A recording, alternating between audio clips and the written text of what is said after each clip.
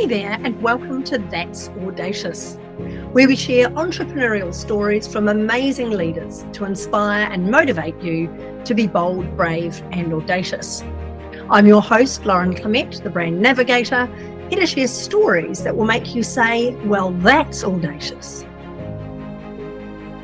Hello and welcome to another episode of the That's Audacious podcast. We have an extraordinary guest with us today, the fabulous Marissa Candy of The Marketing Factory. She's been in the media and marketing industry for over 20 years, doesn't look like it though, and is a highly successful and accomplished professional who understands the issues that businesses face. She's been key to providing insights into contemporary issues and the strategies to drive growth and sustainability with the businesses she works with. And she understands the ever-changing customer needs and how to diversify your business in today's very overwhelming economy. Marissa, it's awesome to have you on the podcast. I know you have a podcast of your own, so I feel like I'm turning the tables on you a little bit today. So tell us a little bit about your background. How did you get into what you're doing? Thanks, Lauren, for having me today. It's great to actually be on someone else's podcast instead of my own, actually, for a change, which is nice. Getting started in marketing, you know what's really interesting? I didn't even know what marketing was when I first got into the industry. I started at Stockland Shopping Centres back in my early 20s, and I worked for centre management. And there was a marketing department, and I frankly didn't really know what marketing was, and I didn't even know what the purpose of centre management was either. You go to the shops open their doors, like, why is there a need of centre management? So it was all this great big learning curve. And whilst I was there, I was under the wing of some really incredible people, namely a few women, and that really supported me, saw something in me and said, you know, I think that you'd be really good for this marketing role. And I was like, you know, back then, what is this marketing role? And so I started learning. They paid for a lot of my education and that to learn more about the theory of marketing. So I went back to university as a mature age student and studied the theory of marketing and learned what marketing practice was all about in a very traditional sense. We are talking late 90s. 2000s here, okay? So we're going back. It was before all the digital stuff. This was back when we had to do campaigns that were clever and different, and we didn't have the immediacy that digital allows us to have now and reaching millions of people potentially within the click. So it all started back then. And I didn't know what it was, but the more I learnt about it, the more I really wanted to understand and learn even more. And I guess you could say that it aligned pretty well to my personality in being able to get out there and want to promote things. And really at the heart of what I love doing is helping people. So I love being the solution or finding solutions to people's problems. And at the core of marketing, it's really what it is. Yeah, absolutely. I love that. There's something to be said, isn't there, for having those mentors as a young person who've been there, they've been in the trenches and they see something in you that you might not see yourself, which is phenomenal. I've had those in my life as well. And I love the fact that we both come from a traditional marketing background before the internet, so some of the foundational knowledge that we have, I think it's a little bit sad. It's sort of been lost on the way with that, as you say, that immediacy that you can jump into an app and create stuff without really thinking about the process of what impact this is going to have and how it's going to be sustained. So the Marketing Factory is quite innovative in what it does. Can you explain a little bit around your point of difference and what makes you so successful at what you're doing? Well, Lauren, you know, just between you and I, we kind of delve into the unsexy side of marketing. It's what we do really well, is the unsexy side. But, you know, I'd really want to be able to make what we do a little bit more sexy, and that is strategy. For me, it's, as you just said, it's so easy to go bolt out and create an ad and, you know, try to gather attention. We roll all these sorts of things around digital marketing into marketing, but not many stop and think, why am I doing it? Who is it for? And what outcome do we actually want from this? So Our main point of difference, I believe, is that we really focus in and hone in on strategy. What does that mean to people? What's the strategy word you keep talking about, Marissa? Like, having a strategy means having a plan as to what you're actually wanting to do, who is it for, and what you want the outcome to be. So working on the unsexy side, the strategy side, working then on a plan and then executing that plan. We've got an incredibly talented creative team head up by our head of creative, Malia, that's been with the business for over 11 years, which is amazing. So under her guidance and her very particular and meticulous characteristic that she has, she makes sure that creative consistency is upheld. On top of that, the other thing I think that makes us a little bit special is that we look at a business holistically. When a business comes to us, we don't just look at their marketing and we might, people say we want to, run more ads, or we want to get more, website visits, or we want to be positioned as a leader. We really look at the entire business, because every single element of a business has an impact on marketing, whether it is their signage, whether it is the way their business looks or smells, in a sense, and their people, whether their team know it, like it or not. Every person in that team has a role in marketing, and they contribute to marketing. So we can run the flashiest ads and say that, we're offering this great offer with this bundle or this discount. We're the best, we're the premium. And you rock up to a business, or you go to transact with them online and they have a horrible experience. What's that customer going to do when they get that choice again on buying something in your category? So I think that's what makes us special. We focus on the unsexy side that we like to think we make sexy, and we also look at a business whole, not just one part of marketing. I want to know what the sales team is up to, what the operations team's up to, what's front of house doing, because I know that all of those things all together is going to impact the result that we get from our marketing efforts. It strikes me, Marissa, you've touched on a really interesting point here, that the big issue is most business owners don't actually understand marketing, which is where you and I both came from, and we had to learn it, right? As you say, at the elbow of our mentors, going back to university, working in big advertising agencies or big companies. So we've had the luxury, if you like, of learning how marketing actually works and the performance of the business based on how you position and market yourself. But no business people really get to learn that. So do you think that's really the core of most of the problems? It's almost too easy to create marketing today. Whereas before, there were these big barriers to, you only had TV, radio, press, outdoor, and a bit of direct marketing. You had to take the time to make sure that the strategy was right, because there's a lot of money to spend to get yourself on TV for it to not deliver any results. Whereas now you can create your own TV channel for nothing on YouTube. You can create your own podcast. You can do it's really low barrier to entry. But because of that, there's very little strategy that's actually considered. And people just go, oh, it sounds right, it looks good. But like you say, how is front desk going to handle that when it comes in the door? So do you think, how do we deal with that in terms of business going forwards, especially for small businesses who don't understand marketing? Yeah, I 100% agree with everything you've just said. And the role of digital, as it has evolved over the last 5-10 years, it has been then fallen automatically in the hands of our young people, the younger generations. Started with Gen Y, now Gen Zs.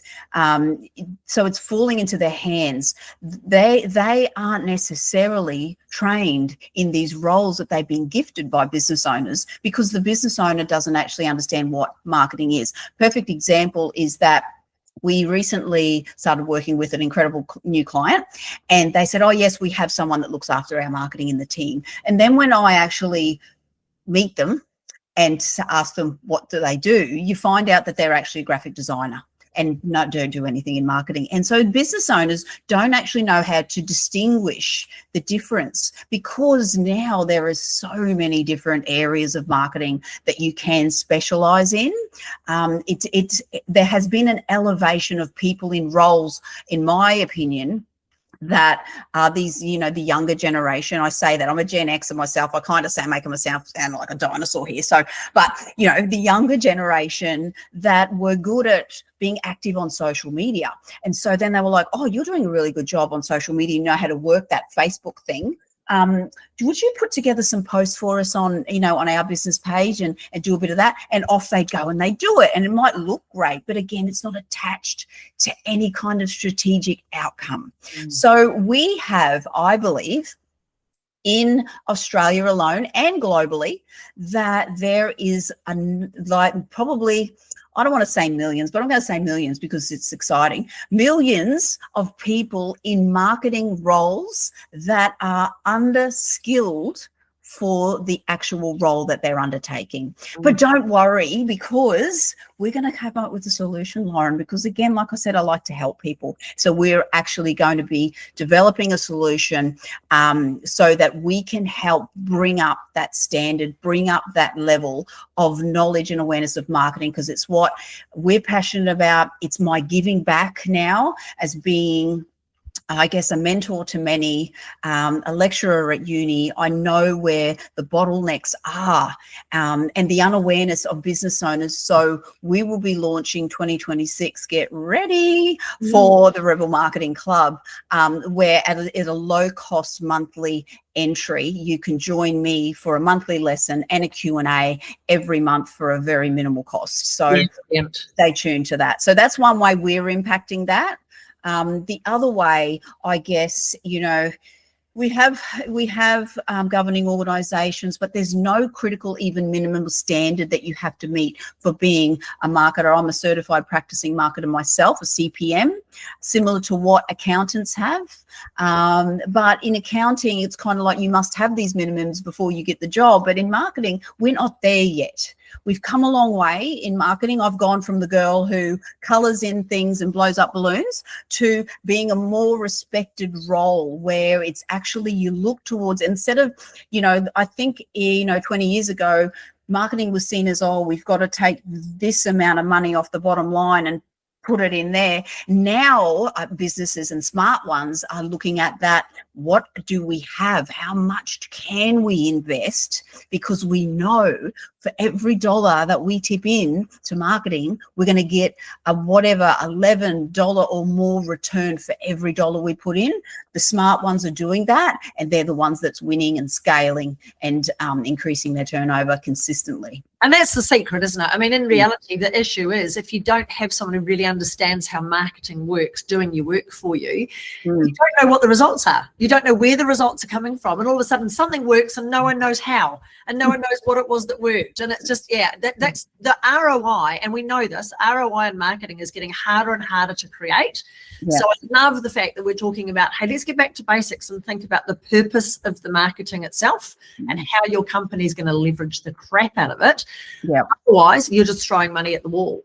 You are listening to the That's Audacious podcast. If you like what you're listening to, please like and subscribe. There are lots of different places you can get our amazing podcast on all the channels. Just search for That's Audacious. Now, Marissa, let's talk a bit more about your achievements. What's one of your biggest achievements or things you're most proud of? There's a lot of things in life that happen that you're proud of, I guess, you know, and with my children and milestones and overcoming certain challenges and rebuilding the business after downturns with COVID, and it affected our industry and it affected us. And I wasn't the person I am today back then, but we can only go forward with what we've got. So this interview is very timely because big career highlight, bucket list, dream of every little marketing girl or boy would be what? You know, maybe see your billboard, see your face up in Times Square. Well, could probably be up there. So that happened. And winning an international business award, a gold one, not just gold. We came home on a recent trip with you, and congratulations to you as well, Lauren. You're very humble in all of the awards that you've collected this round as well as other rounds. So, you know, you're doing a great thing for industry, leading by example as well. And for us, this was a career defining moment to be acknowledged for the unsexy side of marketing and the strategy, but we got the result, we got the return, the campaign we put forward to win this gold, if you can see that in the screen, hand that way, that this Gold Stevie Award, working with a client we've worked with for over a decade. They trust us. We know what we've done over the last 11 years, what's worked, what's missing, what can we do next? And they came to us with a simple problem and we provided a solution, and we rolled it out for one practice portfolio for Urbano Healthcare, and then it went across the Trans-Tasman. So it was an exceptional result. And in business, you sometimes think, oh, gee, that's really cool. That's a really good thing. And we've entered awards before and we've been up against the big guys like the Telstras and the Ergon Energies. And when I get there to those awards, I'm just like, oh my God, here we go. We're not going to get any recognition for this little old, I was based in North Queensland, and little old North Queenslander here trying to compete on a nation stage.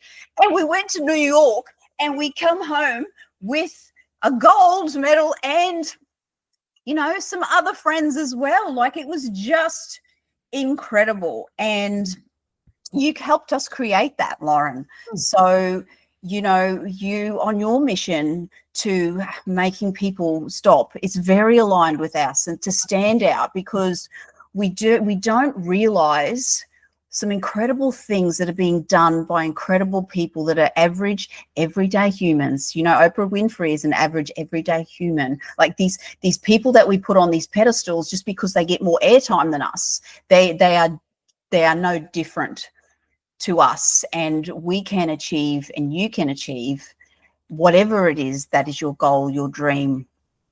As a little girl, I dreamt of being on a stage. I thought I'd have a microphone in my hand and being a rock star. That's what I really wanted to be. That didn't happen. But here we are, still on the stage with a microphone. Thank God for everyone in the audience. I didn't sing. So, things can really happen if you, and one of my favorite things I like to say is that if you do enough of the right things consistently, success isn't possible, it's inevitable. Yeah, absolutely. And you deserve every accolade for that work that you did. I mean, I know you had the client for a very long time, and it's evidence in itself that the work that you do works, because why else would the client be with you for such a long time? But as you say, often it's a joy for me to be able to shine a light on the extraordinary people like yourselves and the team at the Marketing Factory, because you are delivering those results. The category you went for was achievement in marketing, and you can't win those sorts of categories unless you've actually achieved something. So to be able to cleverly put together a strategic campaign that not only answered the client's concerns, but it over-delivered in terms of profitability and turning those businesses around was just extraordinary. So you've already had some outcome from that as well. What have the awards done for you? And well, the impact of winning those awards are immediate. Immediacy, again, in this digital world, you have the opportunity to reach millions of people at a click of a button. And as soon as firstly, we kept the content going. So it's one thing to get there. You've got to take responsibility for generating your own content. Now, we've all got our own media and we hold it in our hand and we carry it with us every single day. I know a lot of people don't like it, and filming themselves, and that, we are limiting ourselves. We're creating this barrier between yourself and your success. But we created a lot of content. We posted a lot of content while we're away. Our reach just went through the roof with, I don't know what the percentage, the hundreds of percentage increases that we got in our reach. This is all organically. This is all organic reach. Because we were in the US, the percentage of the US people that were visiting our pages, exploring our content, had an immediate increase. Not only that, I open my emails, I look into my calendar, and we have got bookings in the calendar for people wanting to talk to us, find out more information, and potentially become a client of the Marketing Factory. So we've got about 5 really good discussions that we're going to be having within the next week with businesses. Again, we have not gone after them. We have just been consistent in posting, in bringing people on to this story, to this journey. I think people, again, in marketing, storytelling's such a massive part of marketing. People don't necessarily buy into what you sell. They buy into why you sell it, why you do it. And I think we stop. We don't want to potentially always show ourselves in a vulnerable position, in an unprofessional position, in behind the scenes, when that stuff is what is being absolutely eaten up online. People cannot get enough of the behind the scenes footage that we created. So yeah, we did what, I like to say we eat our own cooking, and we kept the content rolling and came back to booked calls. We've got a dental practice in the US with a couple of locations. We've got nationwide chains. We've got a lot of people with acquiring new businesses that want to review their marketing. It's very broad. We couldn't be more excited, couldn't be more proud of the team. And one thing that really does amplify things for me is, I was away for that week, whirlwind week with you, Lauren. The winds were blowing us down the street in Times Square at bloody 0 degrees. And the business, the Marketing Factory, it didn't miss a beat.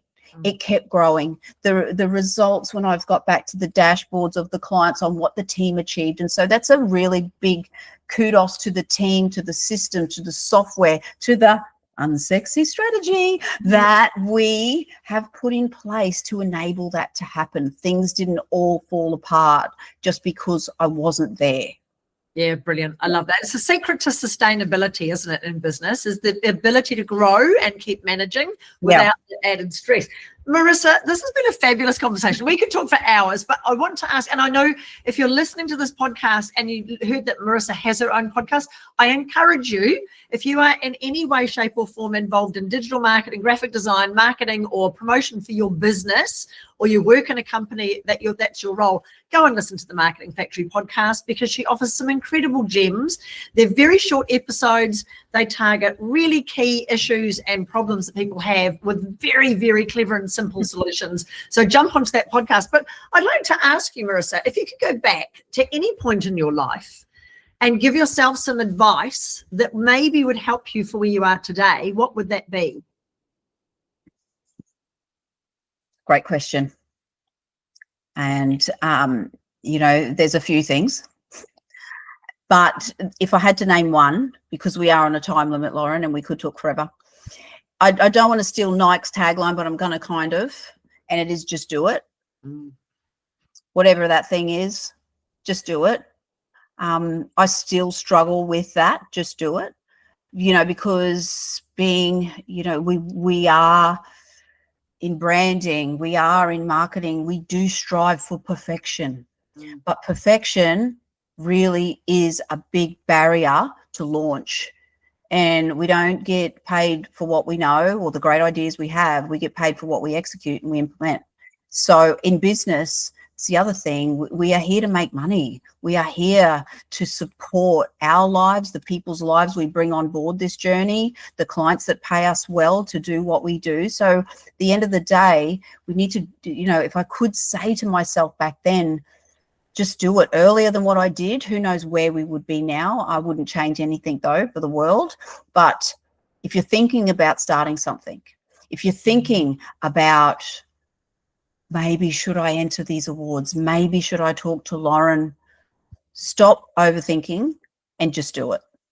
Because what's on the other side of that when you do it could far exceed any dream, any previous goal you've ever had. And once you've climbed to that mountaintop and you look and you see the view from up there, my God, your goals change, your perspectives change, everything becomes greater. You want to shoot further. For us, it's now, You know, we're up there, we're on the top, we can see the stars, sky's the limit for us now. We want to grow even more and have an impact, a global impact, because we really want to help more people. And we think that we have a solution that we can help a lot more people than what we currently are, and we look forward to sharing that with everyone. Funny as well, Marissa, when you get to that point of success and you look back, you go, what on earth was I worried about? You know, it's so bizarre, isn't it? But we do worry and we overthink things. Marissa, it's an absolute pleasure to have you on the podcast today. Thank you so much for sharing your journey and your story. You and the team deserve every accolade. And I can't wait to see you guys continue to shine. And remember, guys, be bold, be brave, and be audacious. Thanks so much for listening to the That's Audacious podcast. Remember, there's no place for modesty in business, and you do deserve to be well known, well paid, and wanted. For more episodes, please subscribe to the podcast on your favourite channel or follow us online. The links are in the description below.